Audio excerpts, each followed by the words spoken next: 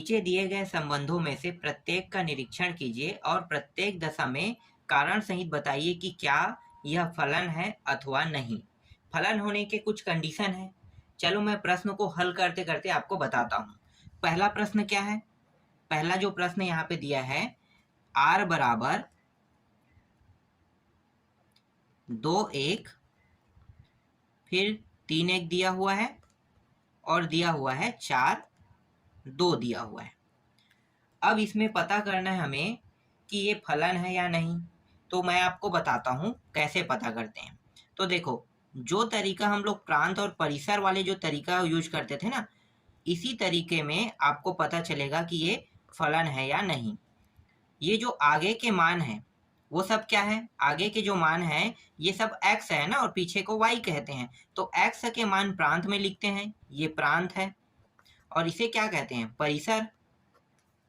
प्रांत का मान 2 है, 3 है और ये 4 है। पीछे में 1 1 2 दिया हुआ है, तो एक बार लिखेंगे और इस तरह से एक 2 बार लिखेंगे। ठीक है, मतलब एक 2 बार है तो एक ही बार आपको लिखना है।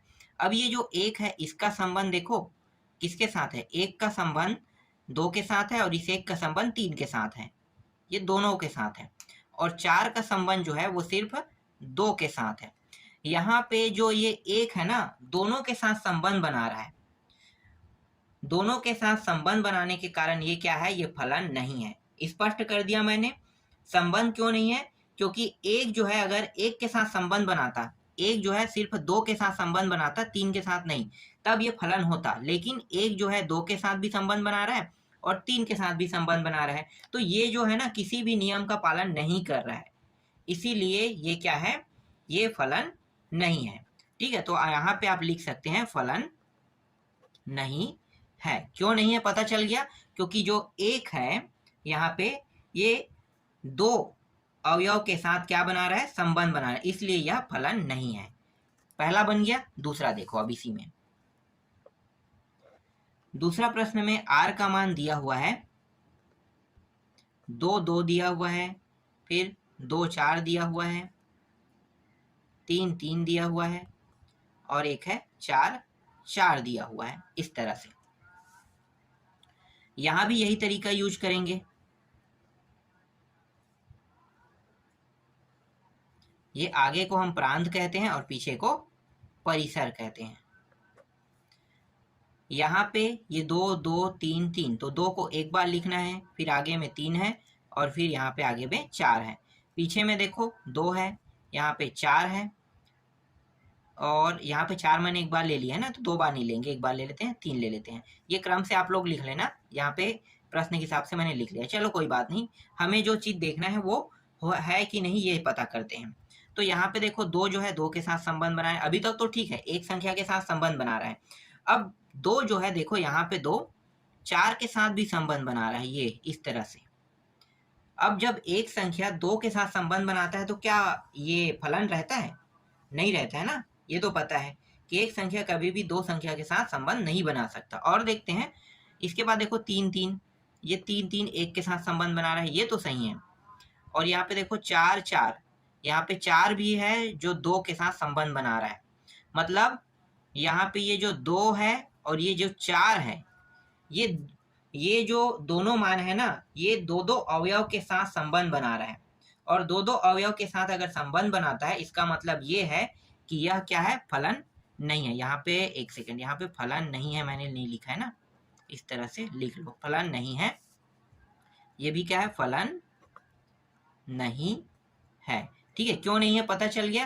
क्योंकि यहाँ पे 2 जो है ये 2 अवयव के साथ संबंध बना रहा है और 4 भी 2 अवयव के साथ संबंध बना है, 2 के साथ और यहाँ पे 4 के साथ, इसीलिए यह क्या है? फलन नहीं है। आगे देखो तीसरा। तीसरा प्रश्न क्या दिया है? r का मान यहाँ पे दिया हुआ है 1 2 2 3 3 4 दिया हुआ है और 4 5। इसी तरह से यहाँ पे नीचे में लिखते हैं 5 6 और दिया है 6 7 दिया है। ठीक है, ये r का मान है। देखते हैं कि ये फलन है कि नहीं।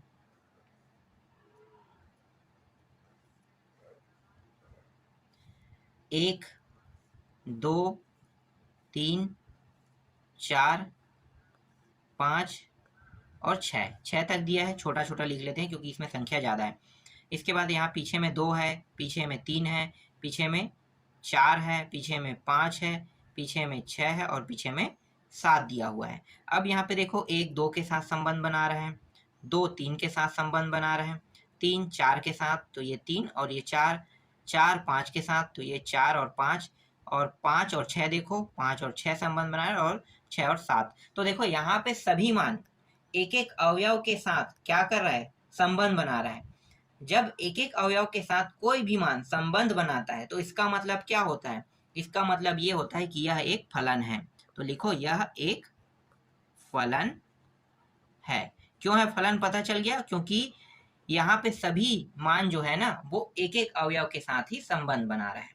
तो इस तरह से पहला कंप्लीट हो गया। नेक्स्ट देखो दूसरा प्रश्न। दूसरा प्रश्न में क्या दिया है, दूसरा प्रश्न दिया है माना x बराबर, यहाँ पे दिया है 1 2 3 4 5, y बराबर 2 3 6 दिया हुआ है। संबंध f(x) से y में f का मान यहाँ पे दिया है 1 2 3 2 4 6 5 2 द्वारा परिभाषित है। x से y में एक फलन नहीं है, कारण बताइए। स्पष्ट कर दिया है कि एक फलन नहीं है। क्यों नहीं है, मात्र इतना बस हमें पता करना है। तो चलो पता करते हैं।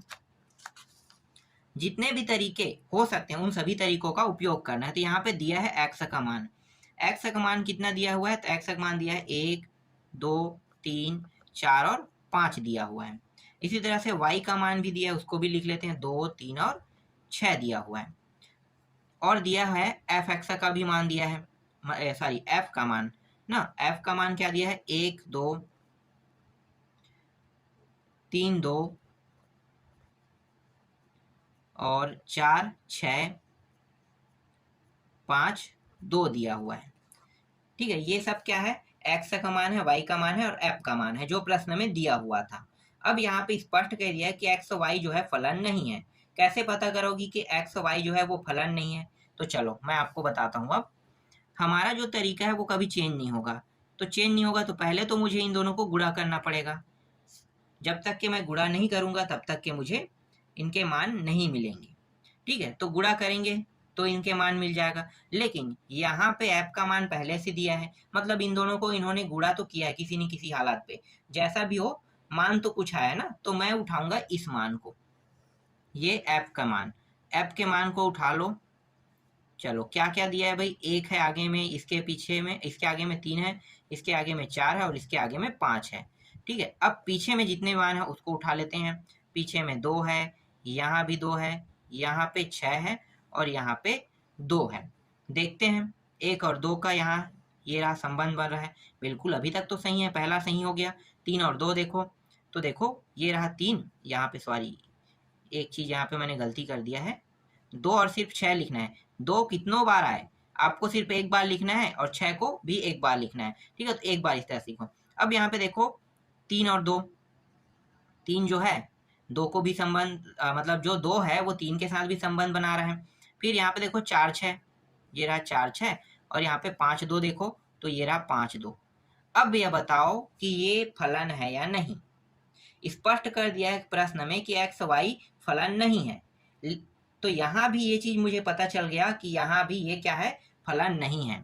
ठीक है, फलन नहीं है। क्यों नहीं है, क्योंकि ये जो 2 है ना वो 3 अवयव के साथ संबंध बना रहा है। कितने अवयव के साथ संबंध बना रहा है, 3 अवयव।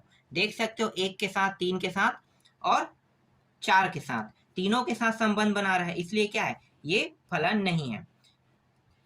तीसरा प्रश्न में माना f(x) बराबर x का वर्ग दिया हुआ है और यहाँ पे दिया हुआ है जब 0 से बड़ा और बराबर x से बड़ा और बराबर 2 है कह रहा है। फिर इसी तरह से और कुछ मान दिए हैं जैसे कि आपको दिखाई दे रहा है। ठीक है, तो ये सब चीज पढ़ने की जरूरत नहीं है, मैं आपको यहाँ पे डिक्लेयर करके बता देता हूँ ये सब चीज क्या कहना चाहते हैं। तो पहले मैं f(x) वाला यूज करता हूँ, बाद में मैं g(x) का यूज करूंगा। तो यहाँ पे मैं ले लेता हूँ f(x) का। पहले f(x) वाले जो मान है उसमें देखो x का वर्ग दिया हुआ है और क्या है, जब लिखा हुआ है, पूरा लिखा है, उसको पहले उतार लेते हैं। 0 से बड़ा x है और इससे बड़ा बराबर फिर 2 है। नीचे में क्या है, 2x है और यहाँ भी जब यहाँ पे 2 से बड़ा x और इससे भी बड़ा और बराबर क्या है 5 है। पहले इसको हल करते हैं, ठीक है। तो सबसे पहले देखो यहाँ पे 2 मान है, ये पहला और ये दूसरा मान लो, तो इसको पहले हम हल करेंगे। तो यहाँ पे x का जो वर्ग दिया है ना, इसको लेकर हल करते हैं। तो यहाँ पे क्या होगा, f(x) का मान, f(x) का मान ये होगा x का वर्ग होगा, ठीक है। x का वर्ग f(x) का मान होगा। अब कंडीशन क्या कहता है, कंडीशन ये है, तो कंडीशन को मैं लिख लेता हूँ, जिसे हम अंतराल के नाम से दर्शाते हैं, ठीक है। तो इसे हम अंतराल कहते हैं। तो 0 से बड़ा बराबर x, x से बड़ा बराबर 2 है, ठीक है। यहाँ पे इसका मतलब क्या है, ये अंतराल कह रहा है कि 0 से लेके, मतलब 0 से आगे लेना है मुझे, 0 से कहाँ तक जाना है, 2 तक जाना है, ठीक है। 0 नहीं लेना है, लेकिन 0 से मुझे आगे लेना है। तो 0 के बीच में कितने मान है ये बताओ, 0 और 2 के बीच में 1 मान, लेकिन यहाँ पे एक निशान लगा है बराबर, इसका मतलब ये है कि मैं 2 को भी ले सकता हूँ। तो आप यहाँ पे 2 को भी ले लो। तो x का मान क्या क्या प्राप्त हुआ, यहाँ पे देखो x का मान 1 और 2 प्राप्त हुआ, ठीक है। कितना, 0 का आपको नहीं लेना है, 0 और 2 के बीच कितने मान होंगे, 1 मान, सिर्फ 1 आ रहा है। लेकिन यहाँ पे जो निशान है ये कह रहा है कि 2 के बराबर को भी आपको लेना है, तो इसलिए क्या है, 2 को भी मैंने ले लिया। तो x के 2 वैल्यू यहाँ पे प्राप्त हुआ, डेफिनेटली प्राप्त होगा। अब थोड़ा सा इसको भी देख लेते हैं, क्योंकि दोनों को साथ में लेकर हल करेंगे तब आपको अच्छे से समझ में आएगा, ठीक है। तो यहाँ पे f(x) का मान क्या है, इसके लिए f(x) का मान है 2x। इसके लिए अंतराल देखो, तो अंतराल है 2 है, 2 से बड़ा बराबर x, x से बड़ा बराबर 5 दिया हुआ है। यहाँ पे x का मान क्या क्या होगा, तो देखो 2 से 5 के बीच कितने संख्या आएगा 3, 4, और यहाँ पे कौन सा निशान है, बराबर का, इसका मतलब 5 भी हमें x के वैल्यू में लेना है, ठीक है। x की वैल्यू में क्या लेना है, हमें 5 भी लेना है, ठीक है। एक चीज और मैं भूल गया, देखो यहाँ पे भी बड़ा और बराबर लगा है, इसका मतलब क्या है, 2 को भी आपको लेना है, और यहाँ पे 0 को भी लेना है, ठीक है। इन दोनों को भी लेना है, क्योंकि यहाँ पे देखो 0 से बड़ा बराबर कह रहा है x, x से बड़ा बराबर 2, ठीक है। तो 2 बार यहाँ पे देखो, यहाँ भी बराबर, यहाँ भी बराबर, मतलब 0 को भी लेना है और 2 को भी लेना है, और इसी तरह से 2 से लेके 5 तक के आपको लेना है। समझ में आ गया x का मान। अब दोनों में देखो, x के दोनों वैल्यू में देखो कॉमन मान कहाँ पे है, जो दोनों में हो, यहाँ पे देखो 2 है और यहाँ भी 2 है, ठीक है। तो इसी 2 को लेकर चलेंगे। ये जो मान दिखाई दे रहा है ना, ये 0, 1 और 3, 4, 5, इसकी कोई वैल्यू नहीं, खत्म हो गया ये। क्यों, क्योंकि यहाँ पे सिर्फ 2 है, यहाँ पे 2 है, यहाँ पे 3 है क्या, नहीं है, यहाँ पे 4 है क्या, नहीं है। तो क्यों लेंगे भाई, जो दोनों में है उसी को लेकर हल करेंगे। अब दोनों के लिए मान हल कर लेते हैं। तो यहाँ पे मैं कितना लिखूंगा, x बराबर 2 रखूंगा इसके लिए ना। तो यहाँ पे f क्या हो जाएगा, 2 बराबर यहाँ पे 2 का वर्ग हो जाएगा। तो ये हो गया f(2) बराबर 2 का वर्ग बराबर 4। देखते हैं 4 सेकंड वाले में आ रहा है कि नहीं आ रहा है, किसमें, इस वाले को हल करते हैं। तो यहाँ पे भी x बराबर क्या लेंगे, 2 ही लेंगे। तो यहाँ पे f(2) और यहाँ पे क्या है भाई, 2x है, 2 गुणित 2। तो f(2) का मान कितना प्राप्त हो गया, 4 प्राप्त हो गया। तो देखो दोनों मान क्या है, जब मैं x के मान 2 रखता हूं तो दोनों की वैल्यू सेम आ रहा है। इसका मतलब क्या है, इसका मतलब ये है कि ये जो f(2) है, f(2) ये क्या है, इसका जो मान है f(2) का, इस तरह से लिखो, f(2) का मान अद्वितीय है, अद्वितीय है। समझ में आ गया। चलो नेक्स्ट देखते हैं, gx को अब देखते हैं।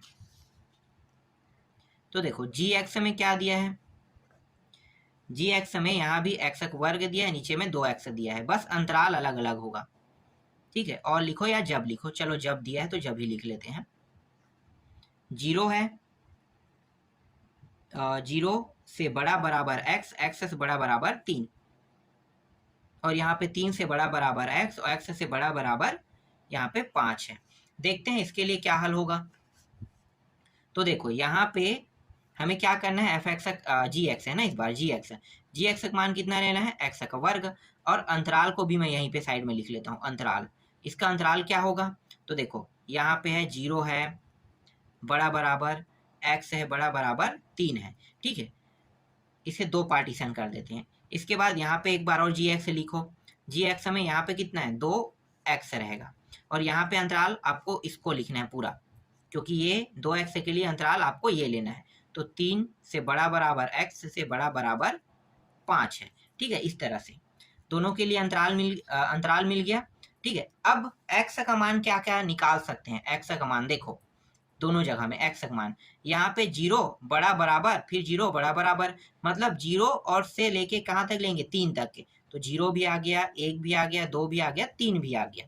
यहाँ पे देखो 3 से 5, तो यहाँ पे 3 लेंगे, फिर 3 के बाद क्या आएगा, 4, 4 के बाद 5 आएगा। अब देखो दोनों में कॉमन मान कौन सा है, कॉमन मान है यहाँ पे 3 और यहाँ भी 3, जो दोनों में हो उसी को हमें लेकर हल करना है। तो x का मान क्या रख सकता हूँ मैं, 3 रख सकता हूँ, यहाँ भी 3 और यहाँ भी मैं 3 रखूंगा। तो पहले gx के लिए करते हैं, तो ये हो जाएगा 3 का वर्ग बराबर 3 दिया, कितना हो गया 9। देखें 9 इसमें आ रहा है कि नहीं आ रहा है, तो यहाँ पे gx बराबर 2 × 3 बराबर 6। यहाँ तो मान नहीं आ रहा है, यहाँ पे इसमें 9 आ गया और यहाँ पे इस पे कितना आ गया, 6 आ गया। इसका मतलब क्या है, इसका मतलब ये है कि ये जो f3 है ना, f3 क्या है, f3 जो है वो अद्वितीय मान नहीं है। ठीक है, f3 का मान अद्वितीय यहाँ पे नहीं है।